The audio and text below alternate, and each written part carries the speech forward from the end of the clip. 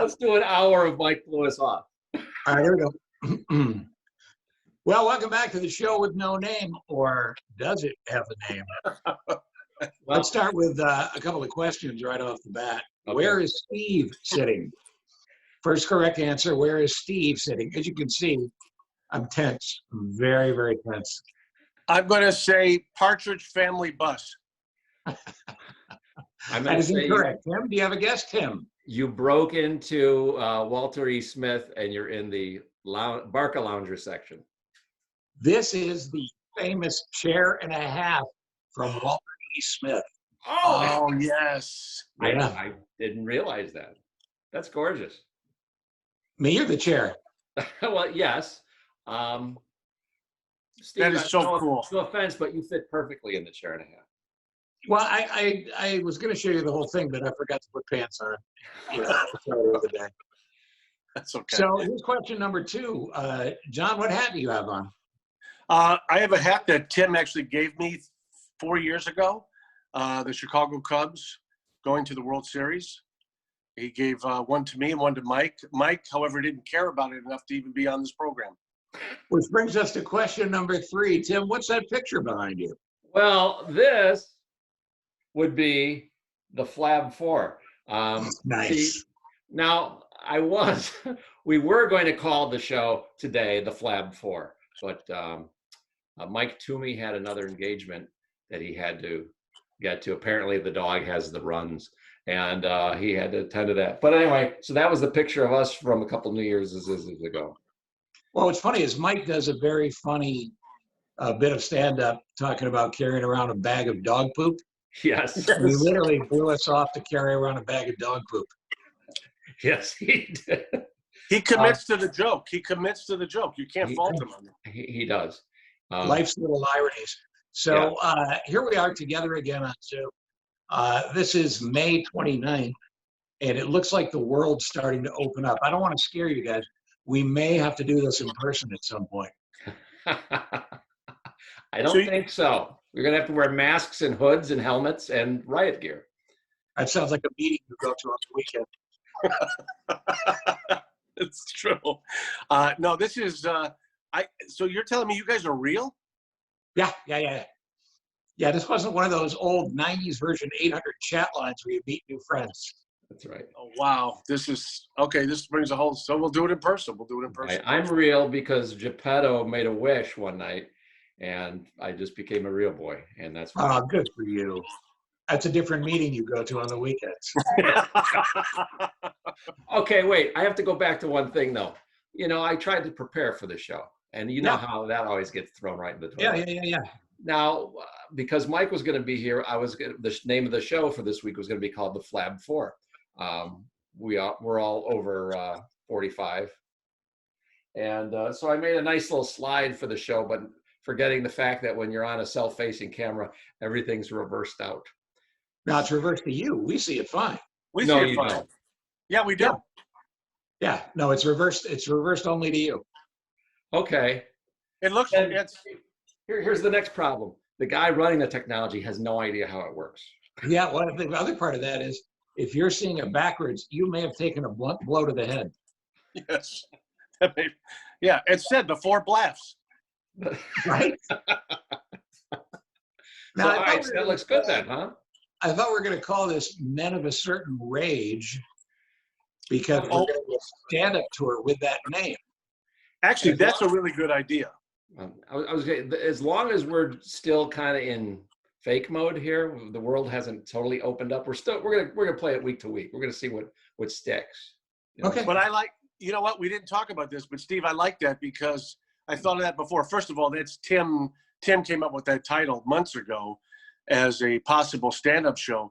But that's what we should call this, Men of a Certain Rage, and then use it for when we do the stage shows, because that fits perfectly. We brand it. I know Mike's not going to show up. Let me make a slide. Hold on. I'll make a slide for that right now. Yeah. Don't, because all the slides you make are backwards. Right. So we're kidding about Toomey, not the fact that he blew us off, but we love Toomey. You guys are just saying you missed his. That's Mike there. And you guys are just saying that you missed his birthday, and you've been friends with him for almost 40 years. Yeah. Yeah. Yeah. And Always. I think, go ahead, Tim. I'm saying I always give him a call or send him a text or send him a funny Yeah. meme for his birthday. And this is one of the rare years that I forgot. And he's getting older, and he still remembered that I forgot. When Well, he here's the died thing. in that picture behind you, when he passed away in that picture behind you, I remember how bad I felt that I was late on saying happy birthday.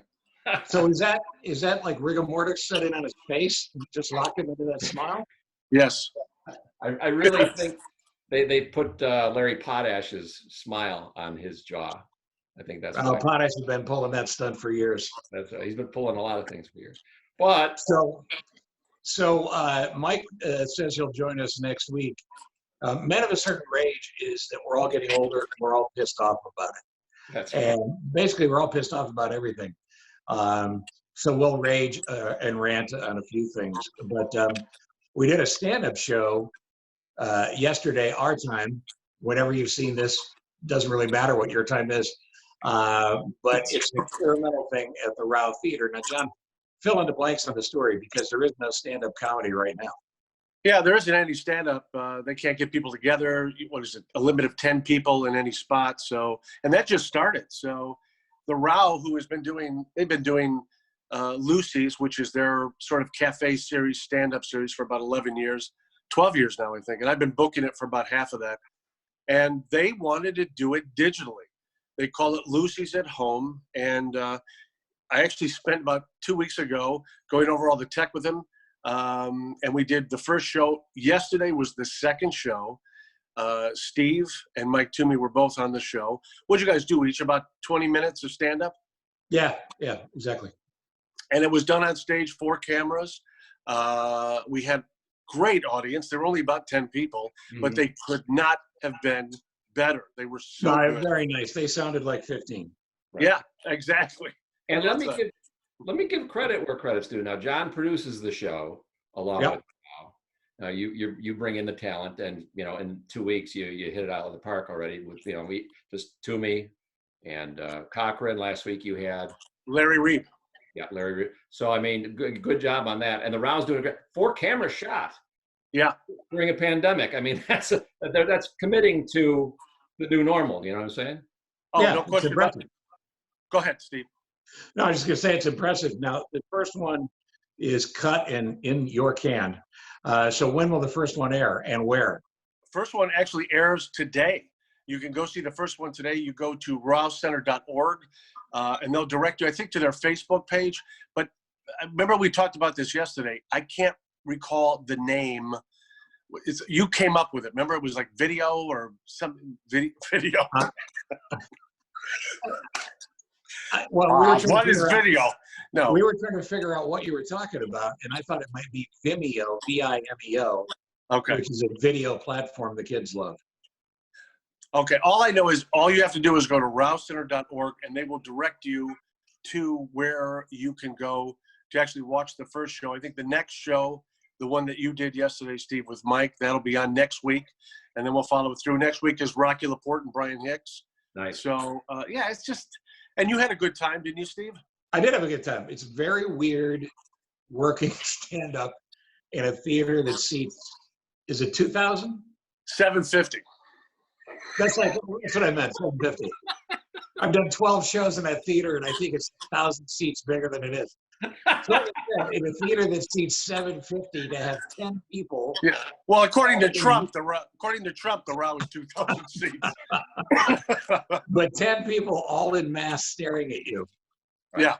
The old consensus explanation for stand-up to anybody is that doesn't understand it is think of the favorite joke you like to tell, and now get a circle of friends around you and tell that joke, but give them 2 drinks and charge them for them, and now go.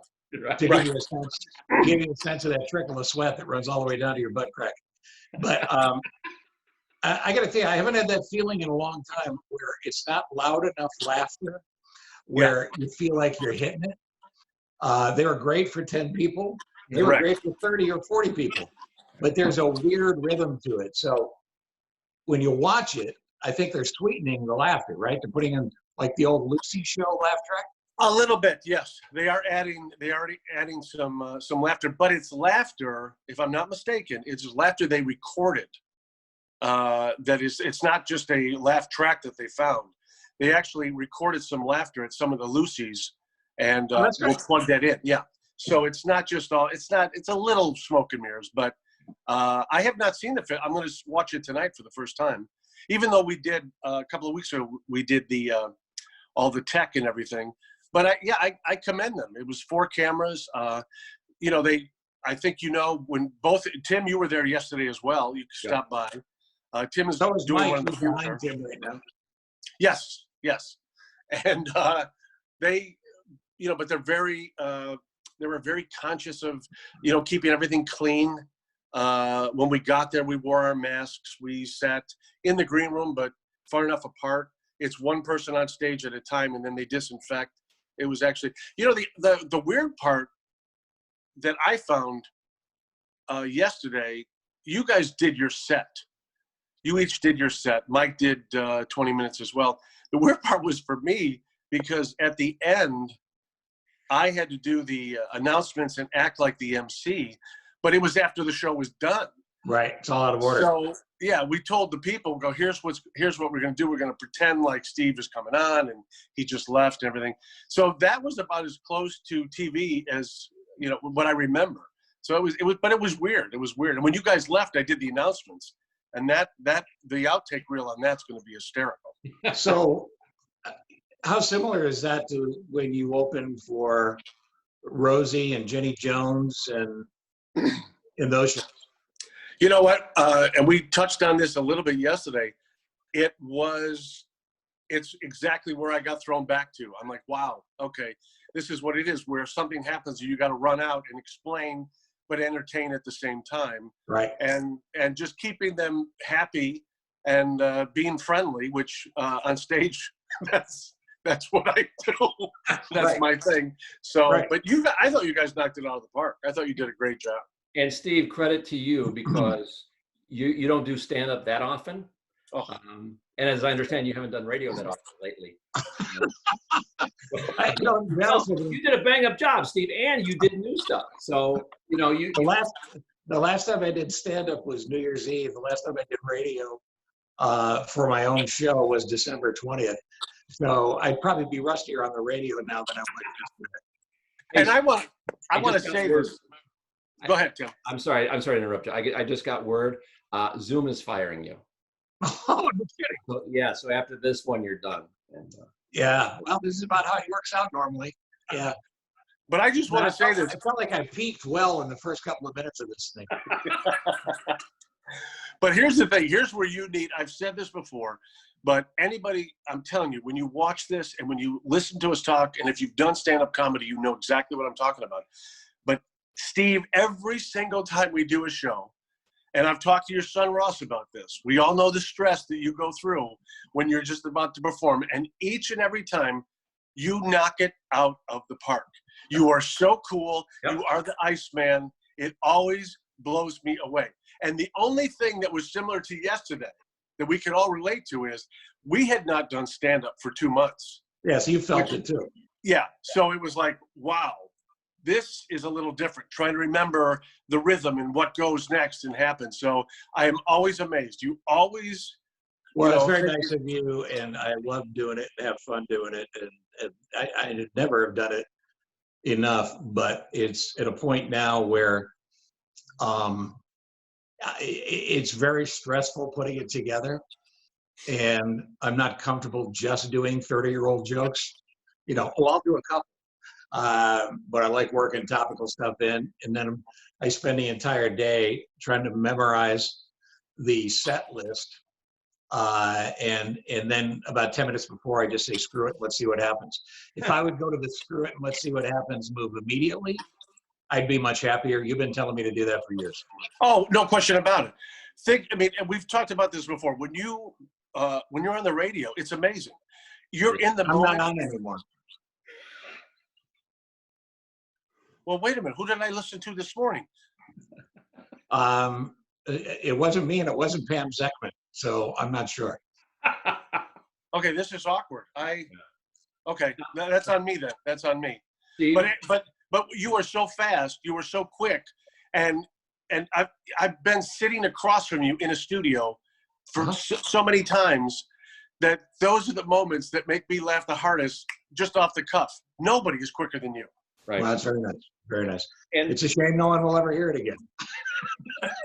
now it's been half a lifetime since I did radio, but Steve, Well, you did radio for a long time. You did it in big cities. I did it in Houston and Vegas, but it's been almost 30 years since I've been off the air.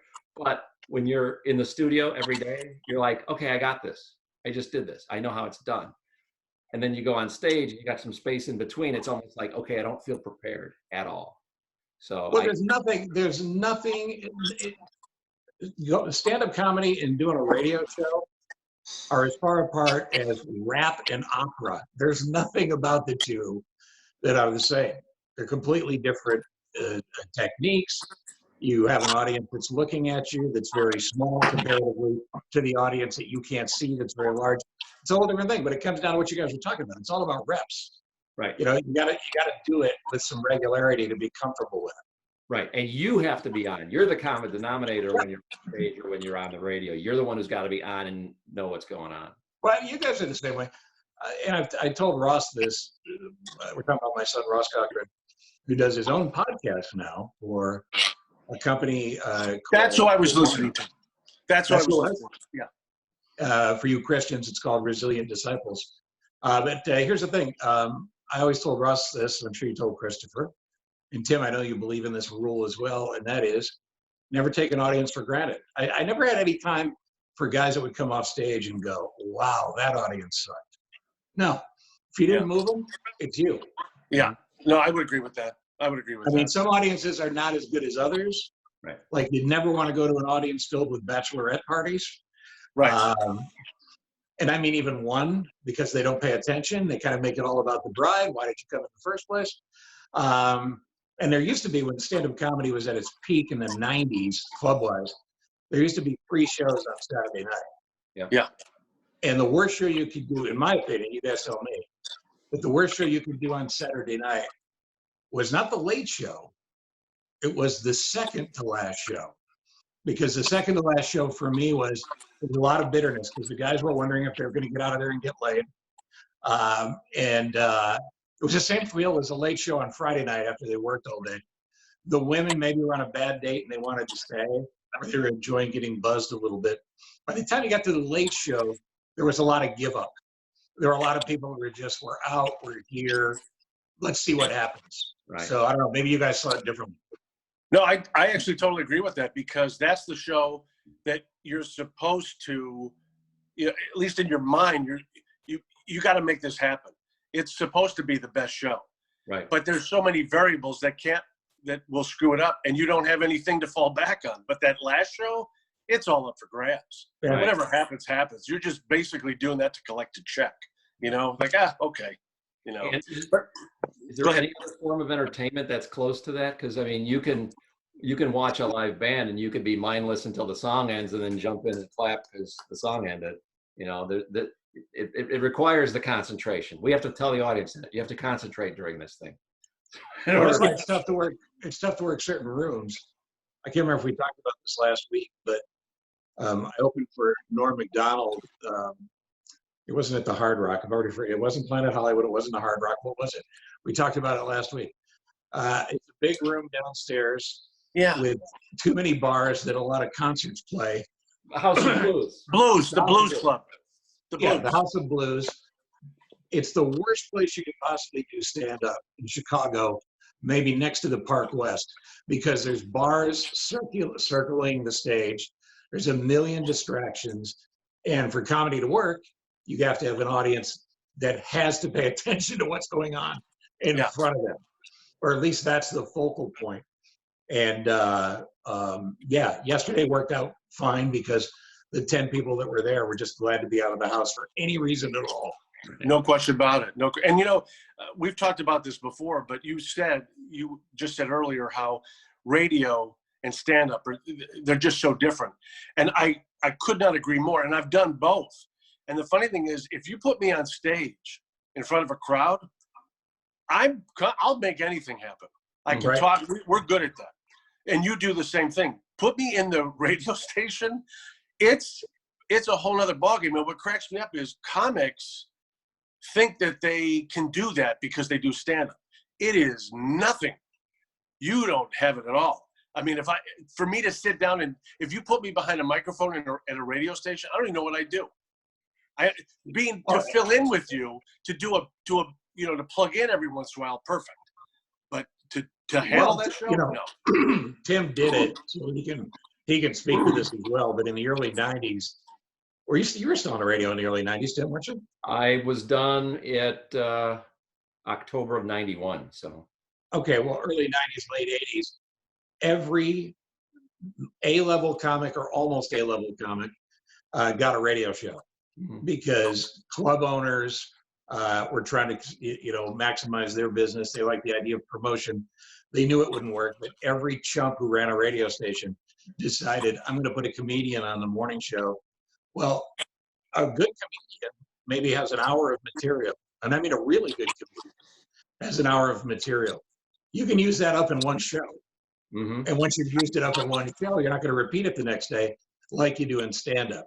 So radio's only hard if you haven't done it every day or if you don't have a feel for it. I'm not saying there's not a skill for it, but I think being good at stand-up is the hardest thing to do in show business. I agree. Again, I was going to say the other thing that most comics don't do is we don't listen. We're so into what we're talking about. But when you do radio, it is mandatory that you listen. How else can you go to the next question? Or takes whatever direction you may take it in, is because you're listening. It's amazing. I'm sorry. A great way to identify a hack is from not listening is you're driving in your car, you're going to work or wherever, and the guy says something that really is outrageous and demands a response. So it'd be something like this. The guy said, I just want to announce today that I robbed a bank and I'm here to confess. And the host of the show goes, that's terrific. So tell me, you're on the road right now? Right. Because he's all about his next question as opposed to having a question based on the answer. You know how unselfish you have to be the radio host. You have to be unselfish. Give them the stage and let them have it. And you have to bail them out if they don't take it. Well, that's the Carson move. The Carson move was always, John, you do this with the host shows. Be a great host and everybody will remember you and credit you for what happened around you. And Carson would have that all the time. Did you see the Carson show last night? Richard Pryor and George Carlin were great. Johnny was funny. Johnny was funny every night. But yeah. Carson, somewhere along the line, was smart enough to say, I'm going to set everybody to be as good as they can be. And you don't see that as much now. There's a little bit of it in each of these guys. The three main guys now, Colbert and Fallon and Kimmel, they're all strong in different ways. But, I mean, this is not old man stuff. Carson was the best there ever was. Absolutely. Yeah, I couldn't agree more. Yeah. You just know when to bring it. You know when to bring it and when to step back. More importantly, when to step back, and get out of the way. So it's actually pretty good. Tim, you know this. When somebody's on, there's this silent alarm that goes off in your head. And when somebody's on and they suck, or there's a caller on that's completely a blowhard and they're off base, and that alarm's going off in your head because you got to reel them in, end whatever is going badly, and get it back on track, and do it all without sounding like what just happened. Right. That is, in some ways, there's some of the most fun shows. I was just talking about the shows that felt like a truck going downhill with no brakes at 10 o'clock in the morning. I love, because that means there was just batshit crazy stuff going on the entire time. The stuff that's scripted, and I don't mean scripted as in written out, but you book a particular guest and you have an idea what you're going to ask them. So after a while, you get bored of it. Right. Now, we were fortunate in Vegas. We always had comedians on from the Improv and from Catch a Rising Star. So we had those times where it was just like, go.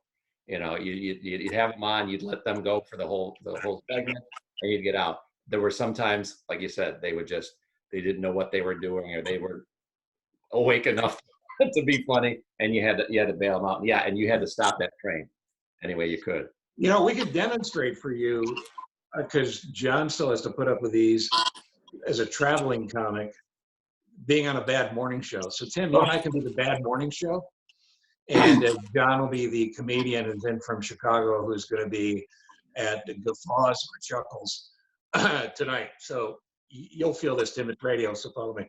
Okay. Welcome back to the Tim and Steve show. I'm Steve. He's Tim, and our guest is a hot comedian. Oh, he's hot. He's hot. Is he hot or is he hot? Oh, he's hot. He's one of the hottest. Big shot in Chicago, works all over the country as a headliner. You've seen him on TV or maybe fogging up your windows, standing out in your yard. It's John DeCoste. John, how are you? I'm good. Thank you so much for having me on the show. Fabulous. He really is. I saw you on TV the other night. It's the funniest thing that I had ever seen in my life. Wow. So John, I hear you like dogs. So tell me about dogs. Yeah. This is we should have like a graphic that would a fire alarm pops up right now, because this is the first thing, kids. This is lesson number 1.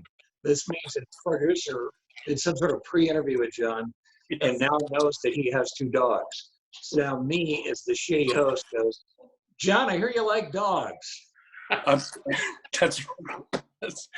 Yes, and I do. We have 3 dogs, and Oh, John, we have 2 dogs at home, and I know what you're saying, man. They're just they're something else. They really are, man. Yeah. You don't know. Did you rescue yours? We rescued ours. We got them from Toys R Us. No, John, they rescued me.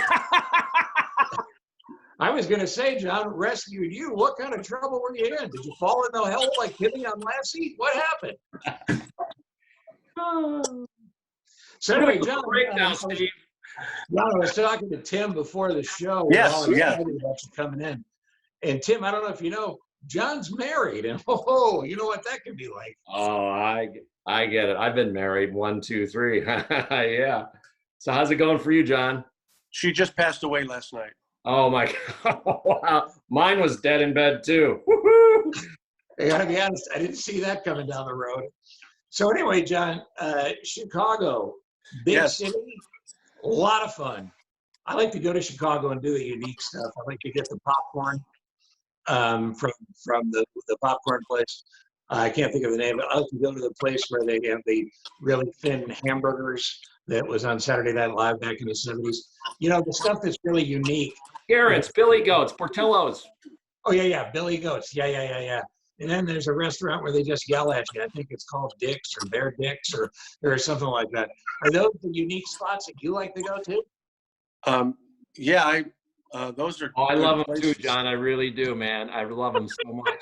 And, you know, I know you go all the time, man, because when we talk on the phone, you always say you wanted to go to the. Yeah. So, John, what's on your mind? So the shows are Friday, Saturday. We got to take a break, John. Hold that Sure. thought. We're going to come back in just a second. You're listening to the Tim and Steve show and our special guest, comedian Jim DeCoste. We're back. All right, we have to repeat. That's what not to do, in case anyone.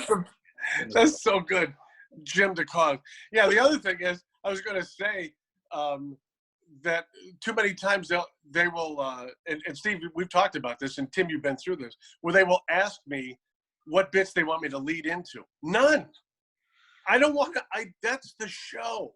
Right. Let's just make it happen. And you know, Steve, you've had many comics on your show over the years. Hundreds. And everyone that I have talked to, they thoroughly enjoy doing that because you don't do that. It's just go with the flow. It's perfect. Yeah, I think in TV, morning shows don't do this, but they should. The secret is to respectfully treat every celebrity like crap. Treat them like they're your pal.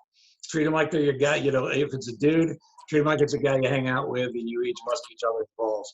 That's the best way to approach it. And, you know, with funny women, and there's a million funny women. All this BS about there's no funny women.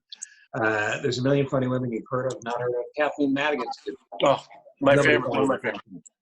But another mistake I hear all the time is people going, wow, it's got to be tough for a female comic out there. You might as well go, hey, I noticed you're black. What's it like being black when you're on stage? You're either funny or you're not. Right. Absolutely, absolutely. Yeah, Kathy Madigan's a good choice but you're right.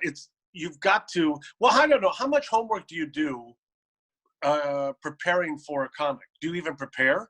Do you just go, Well, okay, this is kind of what they? most of the comics I've had on have been, on a bunch, and they become show business friends through the years, like Jim Gaffigan and Jake Johansson and people like that. But if it's somebody new, yeah, it's that don't take an audience for granted thing. Because the worst thing you can do, and TV's the same way, is have somebody watching or listening that knows more about the guest than you do, or you say something stupid and they're in their car going, "This is ridiculous. Right. That's not right. He's not Jim. He's Joe DeCoste." And then they punch out.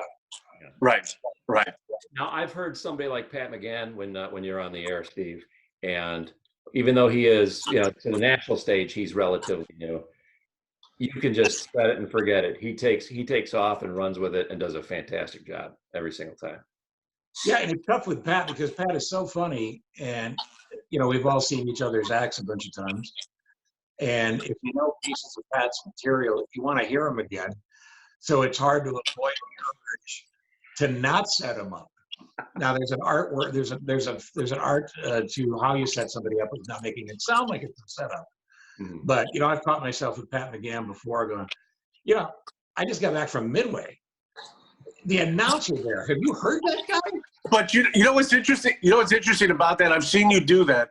My example would be Frank Caliendo. Frank Caliendo was in a couple of times, and you are a huge fan. Yeah. You just love the voices. So when you do it, there's a little smile on your face. He picks it up. He knows that you just want to hear it. It's like, hey, I love this, and he'll go off.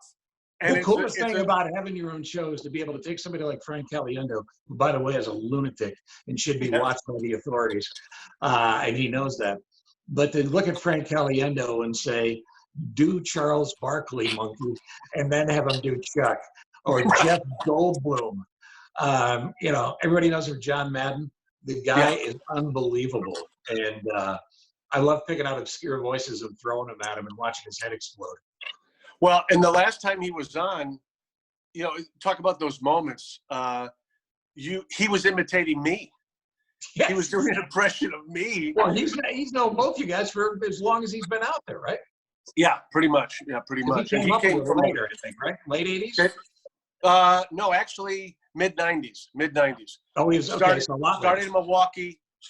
Came down to Chicago. Saying he's about 96, 97, something around there. But just took off. Absolutely took off.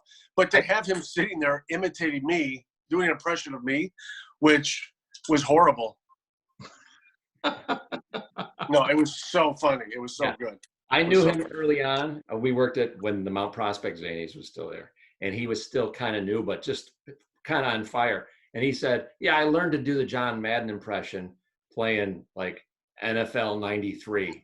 He said he was playing it so much, and it was the sound was in his ear, and he said he just picked it up and just ran with it. And well, we all think we can do voices. I like to call myself the man of two voices, me and then one other.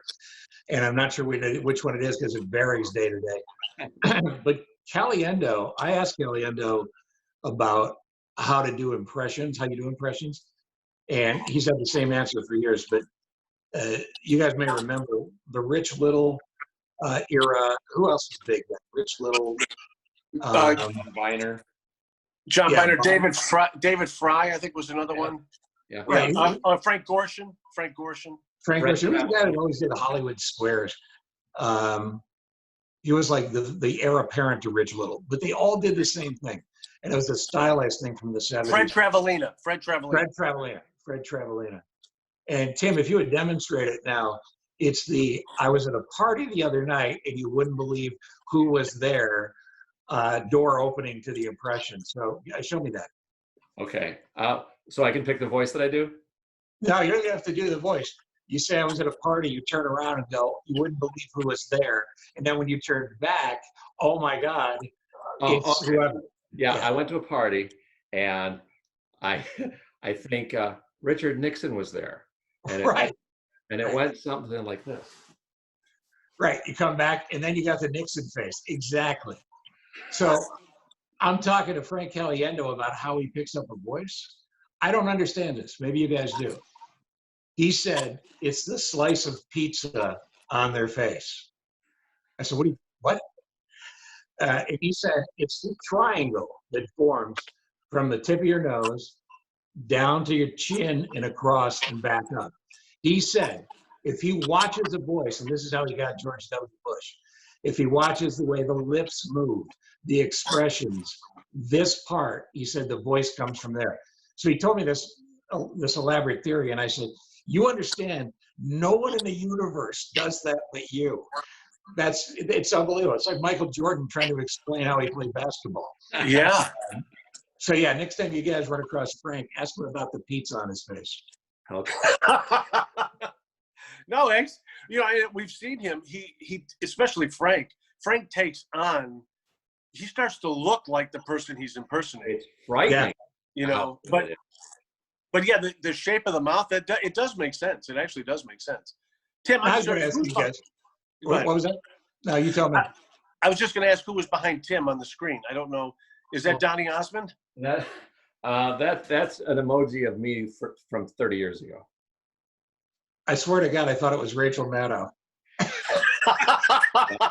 We did resemble one another. I had that haircut in the mid 90s. But wait. And you two were an influential lesbian at that point, weren't you? Exactly. I was always interested in theater. Steve, this is you on stage at Zanies. Yeah, yes it is. And we've had nothing but fun doing these shows, but I do, well, who's that? That's you in the middle, and that was some listeners when you were on the radio. Oh, that guy took my wallet. Oh, the Metropolis. The Metropolis. Yeah. Metropolis, one of the great theaters. And we're going to be announcing dates. We're doing shows in 2020 that we haven't announced yet because no one's been able to leave the house. Nobody. But yeah. I meant to throw this at you guys, and I think people might be interested in this. And if they're not, who cares? It's our Zoom. But I mentioned two names of people that should be unbelievably famous and fabulously rich, and they're not. And they're incredibly respected comedians. They've had really strong careers, but they should be way more famous than they are. Kathleen Madigan's one. No question. Jake Johansson, who did more Letterman as a stand-up than anybody in the history of that show. How those two haven't had a 10-year run on a sitcom, I never understood it. And it's funny because of those two, and I've worked with both of those many, many, many times, but Kathleen is the one that surprises me even more. Yeah. Because you could see a show built around her. Mm-hmm. Because she's so quick and she's got an attitude and she makes fun of stuff and she's just hysterical. But who knows? Who understands why some people and Jake is hysterical. Yeah, and it just goes to show you the fine line between making it and not making it. Right. Right. It's being in the right meeting. Maybe for them being on the road and doing the clubs, and maybe that's it for them. Maybe that's what they want. Maybe that's what they get the most from. I've never talked to Kathleen about it. Jake would have loved to have locked into something. There's an old Seinfeld loved Jake Johansson, and there's a story, and I've never asked Jake about this either, but you can find this online very easily. That Jake was the original George Costanza. Now, I can't picture that. But that's who Seinfeld wanted. That's the story that's out there. I never asked Seinfeld about it the few times we crossed paths, but I've got to remember to ask Jake. But I agree, John, what you said about Kathleen. And I don't know if Kathleen ever even got a pilot to do a series. I mean, I feel like she must have. Yeah, that's a good question. I don't even know. I mean, it's just, you went to go see her for your birthday, didn't you? Yeah, didn't Ross take you? Tickets. Yeah, Ross a couple years ago. She's funnier than her. And by the way, she's probably more popular now than she's ever been because she kills it on social media. Yeah. She's a great Twitter follow. Yep. And if you're on Twitter, follow her, and you'll be highly entertained. But she's selling out. She sells out theaters in smaller arenas all the time. So she was last time in Chicago. She was at the Chicago Theater and sold it out. Now, my question is, who is not looking at her and going, we got to ride this gravy train? Right. We got something here. I agree. Because She's fun I'm every confused. night. So Yeah. it's like a career minor leaguer. You know, she just never gets the big show. Who else? Can you guys think of anybody else? Brian Regan. Brian Oh, Regan. Brian Regan. Yeah, exactly. I will Now, say he's been selling out theaters for a long time. He's making plenty of money, but he had a Netflix show last year in 2019. It's a very weird concept. They Yeah. were taking the chunks of the stand-up and turning them into sketches, and it sort of didn't work to me in the same way that the first couple of years of Seinfeld didn't work, where they had Jerry doing stand-up up front, and then they'd fall into the show. right. But yeah, I don't think Brian Regan ever had a sitcom, did he? And Brian Regan is the guy, I can see, that actually makes sense to me, because if you watch his act, the way he goes for the punchline, he's, the posing, and then, and not in a bad way, but the way he poses and then accentuates the word, it's tough to translate into a sitcom. But Yeah. Kathleen Madigan and Jake Johansson, that's an easy transition. Right. Right. It doesn't make any sense to me. It just doesn't. I saw Brian Regan's stand-up special on TV, and I didn't think he communicated his persona as well through the camera lens as he does in a club. Yeah, I think that's right, exactly right. I think that's very true. I'll give you one more. I don't know if you guys have him. Louis Black. Now, Louis got way famous on The Daily Show. He's got a great career. He sells out tons of places. But how is there not a grumpy old man show with Louis at the center of it? Oh, How is he not the next door neighbor that won't shut up? Right. That causes problems in the hallway every time you go out. And I could see him delivering that. I could see, that's all he rants all the time. Yeah, I totally agree. Is it an age thing? I don't know. He's mid-60s, I think, now. Yeah. But to me, that's a sweet spot. He'd be the perfect guy to be, grandpa. What do you argue about? I mean, not about being prejudiced, but just pissed off about everything. Right. Well, we just lost a couple weeks ago. We lost Jerry Stiller, and that's how he made his living the last 20 years. Mm-hmm. Yep. He was the yelling and screaming over a little thing, and that's why Louis. I bet you Louis Black plugs into that, and they'll refer to this podcast as the thing that launched it. I think I'm right about this. I think on a talk show, and I don't remember which one, and it wasn't with me. It was TV.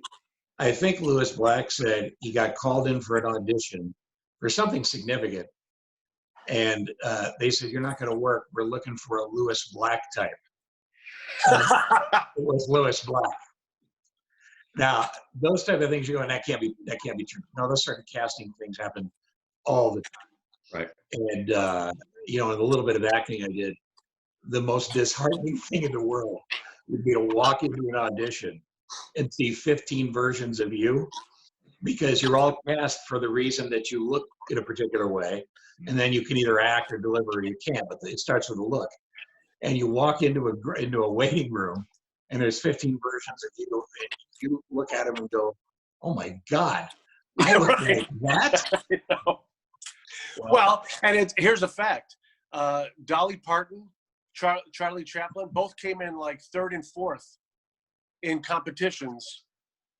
That were they were there to be who's the best Dolly Parton, Right. who's the best Charlie, and you don't even win that. Right. So, Steve, in the early 80s, I auditioned for War Games, The movie. War Games. And guess who got that part? Which part did you audition for? Matthew Broderick's role. Like, whatever happened to him? Nothing developed with him, did it? He he married what's her name with the three names, and Did you get a callback? I actually myself and Joey Gutierrez actually got callbacks for it. Wow. Oh, Joey! Oh my God! Yeah. So, but I just one call back, and then they found somebody else who was better. So. That's actually a show. Maybe it's never been done because I don't know how you do it. But a show about I could have been this guy. I missed it by that much. That's what I call it. Right. Missed it by that much. Yeah. And it's somebody that should have been, or is that the plot to Tootsie? I sound like I'm describing Tootsie now, right? Dustin Hoffman. Yeah, I guess so. Yeah. Tried to work with him. Right. Yeah. He couldn't get a role, so he changed his gender. Yeah. Yeah, so scratch that. Right. Clearly, I don't know what I'm talking about. You know, I had just heard the story recently about Modern Family. Ed O'Neill, of course, did a great job in that role. And the gentleman whose name I can't remember now, he played Coach on TV. And he's now Greg T. Nelson. Craig T. Nelson. He had auditioned for it and they wanted him to do it, but he asked for way too much money. And they were like, How about that? yeah, this is an ensemble role, so you're going to have to take a little less money. He didn't take it, and the show was an 11-year hit. Well, we'll go back farther. The Brady Bunch, early 1970. Okay. Who they wanted as the dad? I don't remember that one. I don't know. Gene Hackman. Get out. I kid you not. Gene Hackman as Mr. Brady. Well, was that pre-French Connection? I don't remember the timeline because No, it wasn't. Yes, it was. I'm sorry. Yes, it was. because once you got French Connection, forget about it. That was it. Yeah, he was just a struggling actor, but somehow he didn't get it or refused it. Thank God, and then became an and then that's it. But Mr. Brady, was it Robert Reed?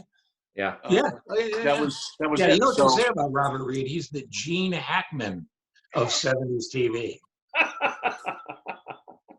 They would have had to have substituted and put like Angela Lansbury as Carol Brady.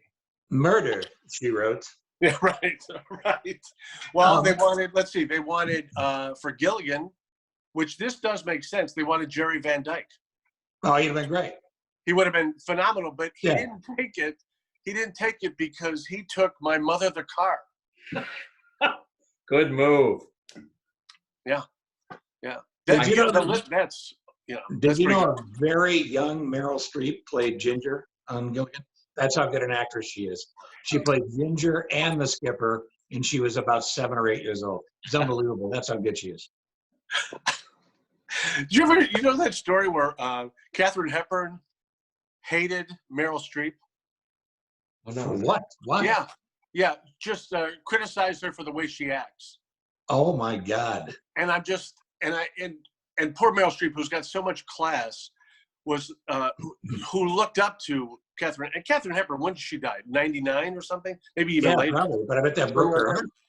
Yeah, just broke her heart, and she was what a horror, just horrible. I And have by a the way, distinct, go ahead. I have a distinct honor. Meryl Streep told me to F off. The direct quote was, "F off, you idiot," during a break in an interview because we're having fun. It was totally a joke. But to hear Meryl Streep say "F off, you idiot" was amazing. And did you? That was magnificent. That was a beautiful performance. Right. And then the weird part, Daniel Day-Lewis popped out of her body because Daniel Day-Lewis could play Meryl Streep playing anybody else. And you know what's amazing about that? I remember when Jack Nicholson. First off, your hair without the hat is not as wild as mine behind Tim right What? now. Yeah, what was that? Show that again. I don't know what that is.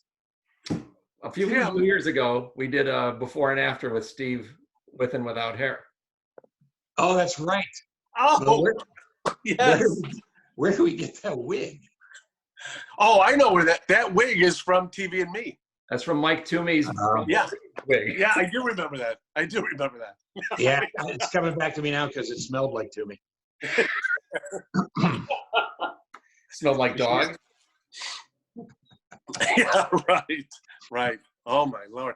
Jeez, where are you getting all these pictures? How much did you load up on this stuff, Tim? No, not nearly as many as I wanted to. But did you see? Talk about people who didn't really do well with their career.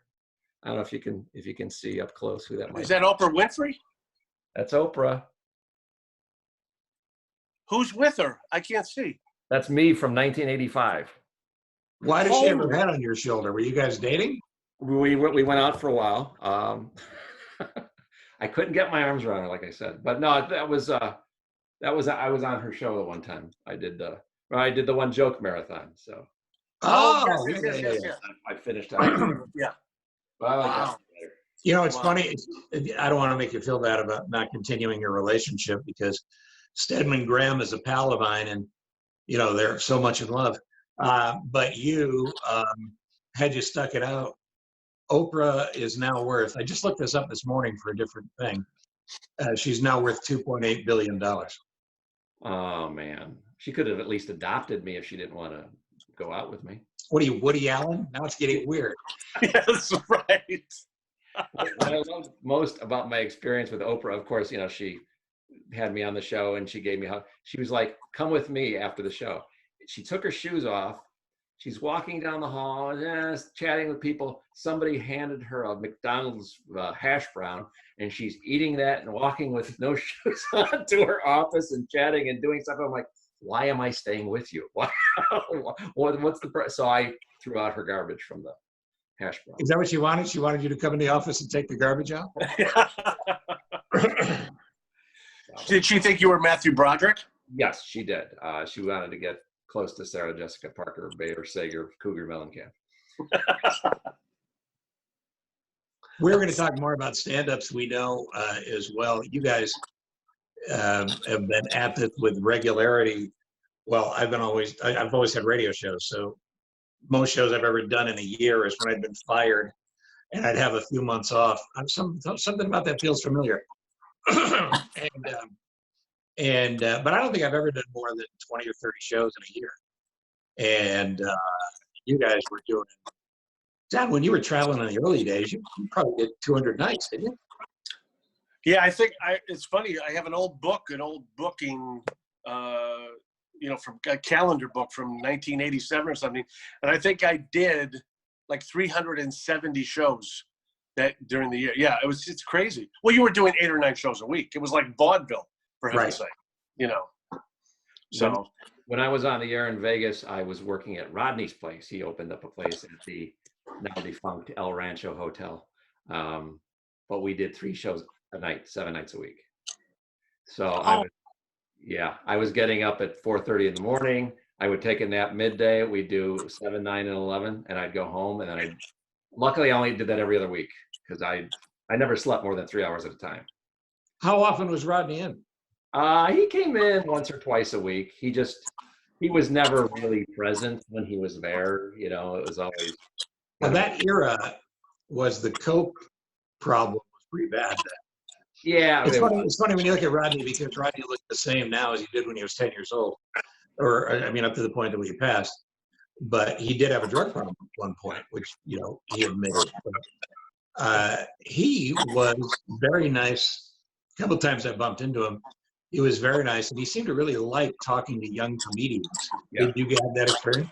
Yeah, I think he did, but he had his standard patter with me because I was on the radio station and we were helping promote the club. It was always like, "Hey, how are you? How are you? Get some rest? They take care of it at the hotel." That was, So he had his standard patter with me, but a good guy. I mean, not there, but a good guy. That's your assessment. He was a decent guy. No, he was. And, as a matter of fact, I was on the Chicago show. He did a benefit for some cab drivers in Vegas, and they had a bunch of Chicago people, and Ditka was there, and Butkus, and a lot of people were there to help boost the event. And he let me do 5 minutes in front of him in the big room at Valley.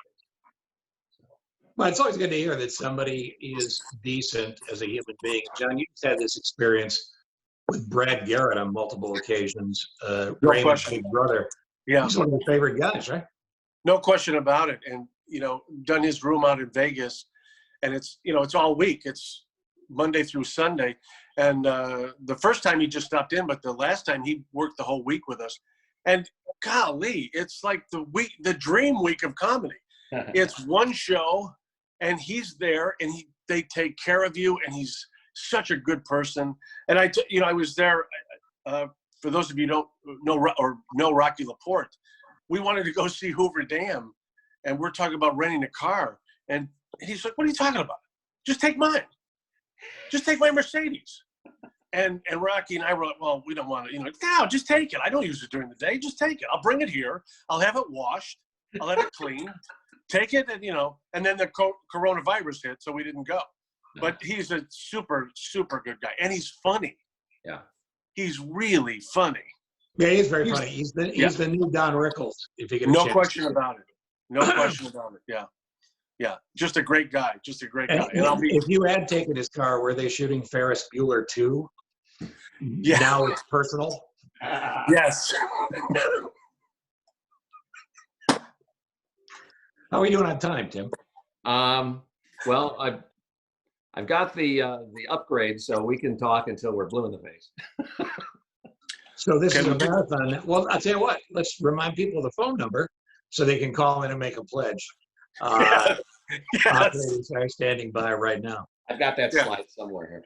But what we can do, if you'd like, we could tell the people again, they could leave comments on my YouTube page, which is comedian Tim Banker.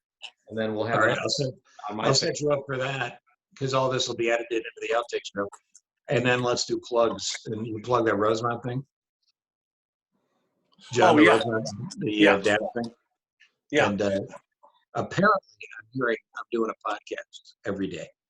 Yeah. So, all right, Tim. So let's say people are watching this and enjoying. If they want to leave a comment, do they have to come to your house? How do they do that? They could write something in spray paint on the front of my house, but better off, they go to Facebook and look for Tim Banker, or they can go to YouTube and put in comedian Tim Banker. They can watch and they can add comments. And my favorite one is Tim, you not funny. That's my favorite one. But anyway, they can leave comments But there. that's from your wife, right? Yeah, that's true. She says it to my face too, and she spray paints swear words about me on the house. Sure, sure. But you could do it all in all those places. And John, you've got some shows coming up. Some of these newfangled virtual shows, yes? Yeah, Lucy's at home, which you can see Steve Cochran and Mike Toomey next Friday. That's when their show will air. And then we plan on doing that. Everything goes right. That's going to go through the summer. So we'll tape it every Thursday, and then the following Friday it will. You can see it. You can see it on. Just go to rousecenter.org, and they will direct you as to where you can go to see that show. And it's RAUE if you're Googling it, Ralph. Yes. Yes. And And Steve, if you'd be kind enough to listen to the Live from My Office mini podcast each day, it's one or two guests at the most, but it's usually one. And we focus on a topic. A lot of it's been COVID-19. Starting to get a little ways away from it. I've decided I'm in phase 2 of my podcast reopening. So I'm no longer wearing a mask while I'm doing the podcast, which seems to help with the muffled sound that people were complaining about. Yes. But you should because listen of the to that. weirdness of social media and some juggling we're doing behind the scenes, pitching a full-blown podcast, more like the old radio show, to other places, we're doing this on social media. So every morning on Facebook, on the Steve Cochran page, it's a Cochran Show, and then short wiki versions on Twitter and Instagram at Cochran Show. You can see those there as well. And then next week, I want to make sure that I mention this. We're doing a special for Father's Day, and that's about 8 or 9 comics that are getting together at the Rosemont Zanies.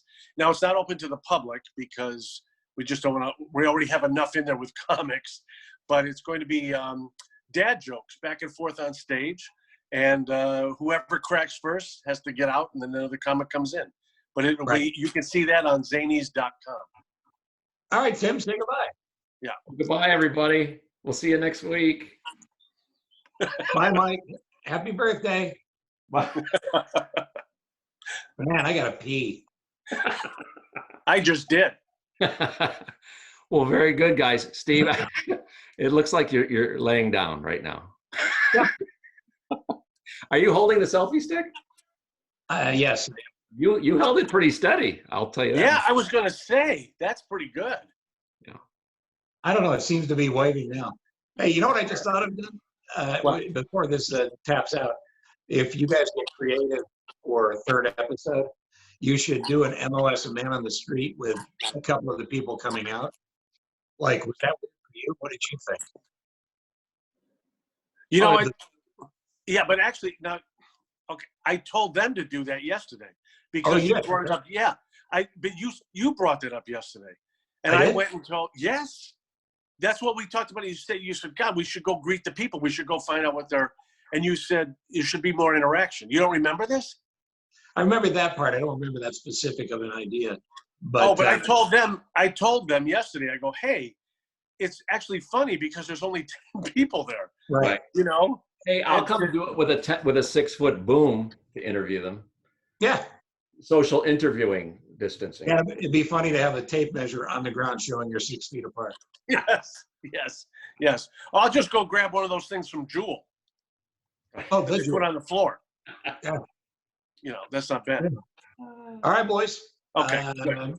Have a good weekend. I'll be in touch. We'll keep You showing. playing golf? Are you playing golf? Yeah, tomorrow and Sunday.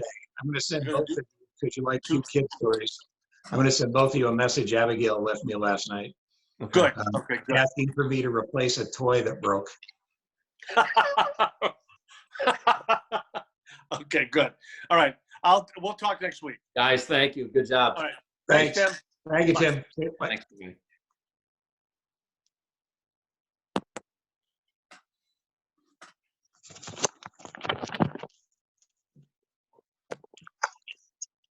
And meal for all.